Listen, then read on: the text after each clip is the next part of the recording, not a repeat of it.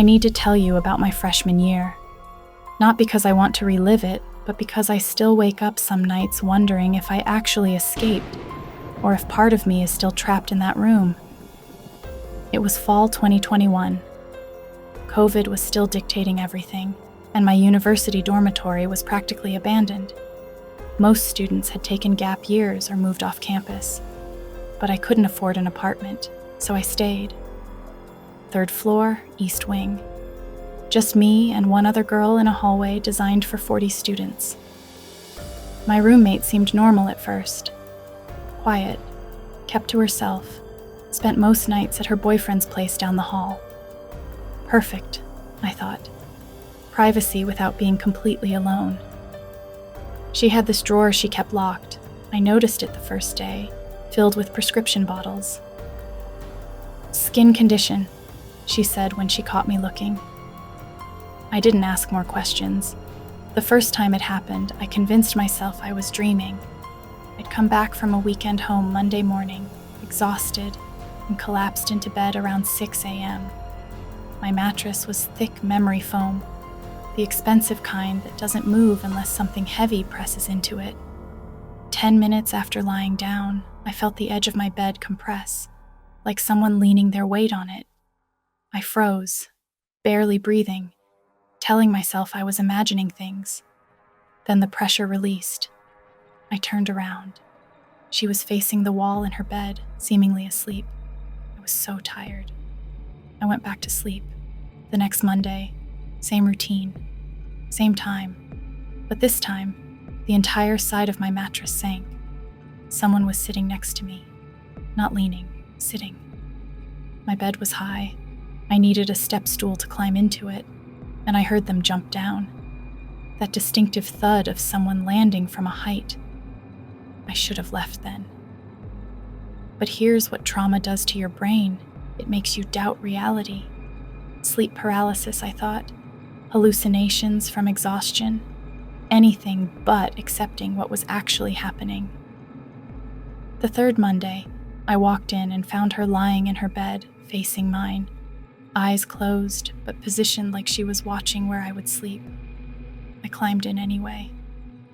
5 minutes later, the mattress compressed again. Someone sat beside me. And then I felt it, a hand on the back of my neck, not squeezing, just holding. Like she was measuring something, testing how deeply I slept. I didn't move, couldn't move. My heart was slamming against my ribs so hard I thought she'd feel it. Minutes, maybe hours, passed with her hand resting on my neck. Finally, she got up. I waited, frozen, then bolted from that room and called my mother. The university let me switch rooms immediately. They asked if I wanted police involvement. I said no, because what proof did I have? Disturbed sleep? A feeling? They agreed not to assign her another roommate, which now terrifies me more than anything. They knew something.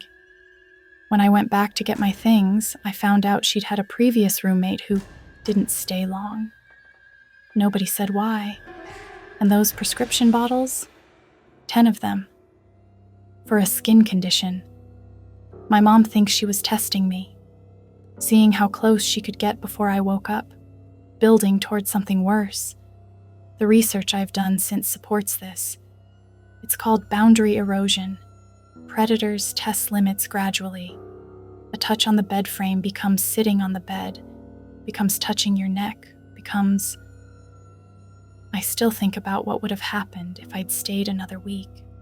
The neurobiological impact of violations during sleep is profound.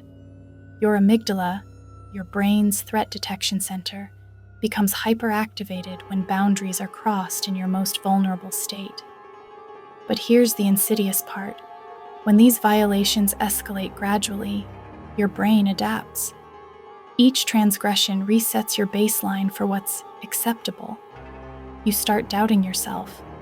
Maybe she's sleepwalking. Maybe it's medication side effects. Maybe I'm overreacting. That empty dormitory created the perfect environment for this. No witnesses, no reality checks, no one to say, "That's not normal."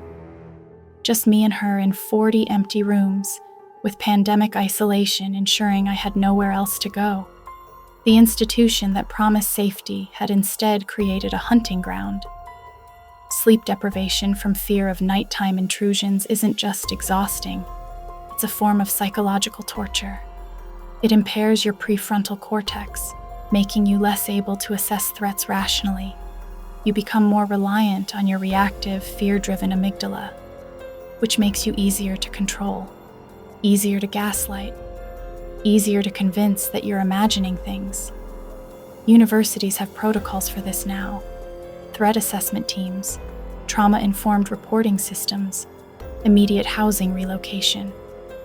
But knowing they exist doesn't erase what happens when those systems fail, or when victims are too confused, too exhausted, too self-doubting to report until it's almost too late. I got out, but I wonder about the roommate before me, the one who didn't stay long. Did she report it? Did anyone believe her? Or did she just disappear into the statistics of students who leave school for personal reasons? If you're in college, trust your instincts. That feeling of wrongness, that's not anxiety or paranoia. That's your amygdala doing its job. And if your living situation makes you afraid to sleep, don't wait for proof. Don't wait for it to make sense. Just leave. Because some of us barely made it out, and some of us didn't make it out at all.